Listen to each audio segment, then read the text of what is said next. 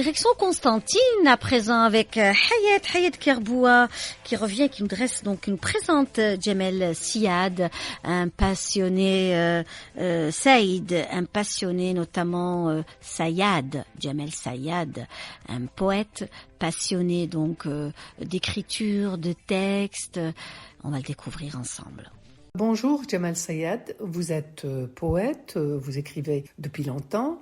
Parlez-nous un peu de cette passion des rimes et cette passion des quatrains. Cette passion pour la poésie, je l'ai eue très jeune, avec d'abord une passion pour la lecture, de tout ce qui est littérature en général.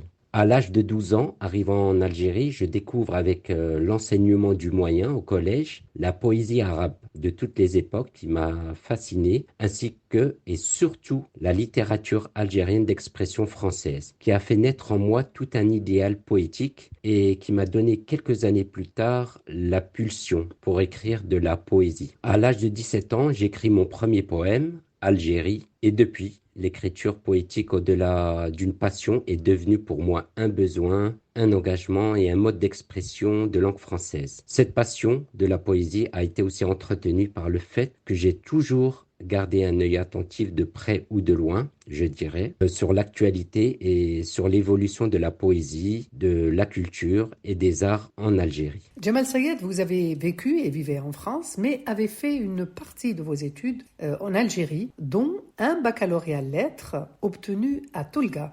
Quels sont les éléments qui ont été déterminants dans cette passion pour la poésie ? Oui, mon lieu de naissance a été un élément plus que marquant dans ce penchant littéraire. Je suis né en France, à Dijon, où j'ai fait mes études primaires avant de rentrer en Algérie à l'âge de 12 ans avec mes parents, ce qui fait que je suis francophone à la base et en même temps j'ai vite appris la langue arabe qui me passionnait jusqu'à obtenir le baccalauréat en lettres arabes. J'ai donc acquis une sorte de double culture et de là adopté une double écriture même. La langue française reste cependant ma langue de prédilection pour écrire mes poèmes, mes textes. Donc mon lieu de naissance, le début de ma vie scolaire en France, mes études à l'université algérienne en langue française à Batna, puis mon retour en France en été 1994, tout cela a forgé en moi ce penchant littéraire jusqu'au désir de m'inscrire et d'appartenir à la littérature algérienne d'expression française, que j'aime et que je défends aujourd'hui en la dissociant de la littérature française, car pour moi la littérature algérienne d'expression française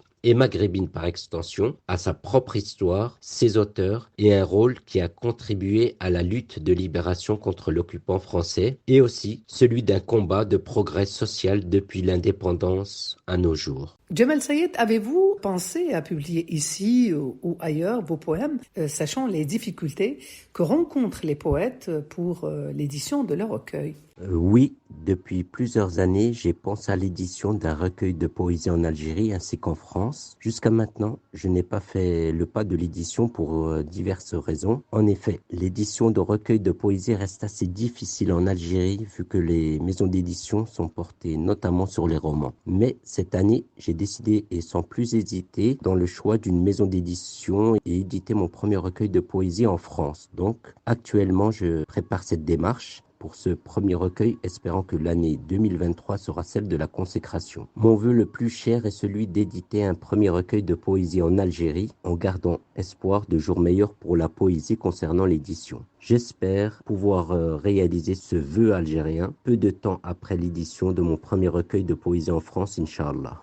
Éternel novembre, ébullition des montagnes, ô révolution témoigne. De Durdura aux Aurès, une nation se redresse, fruit de tant de batailles, défiant la vie vaille que vaille. Crépuscule colonial, libération nationale, terre abreuvée de sang, où se méprennent les puissants. La guillotine s'inclina devant Ahmed Sabana, la corde Abbas-Souroudi devant l'Arbi Ben Mehdi. Djebel au combat farouche qui témoigne de Amirouche, qui sait comme la Qassaba, l'héroïsme de Hassiba, emblème des combattantes, et brille l'aube naissante. L'appel depuis les montagnes, la liberté nous empoigne. Novembre, mémoire de braise, défiant la roche des falaises. Novembre jusqu'au matin, telle qu'une nuit du destin. des rafales annonciatrices, d'épopées révélatrices, novembre gravé en nous, éternellement à nous.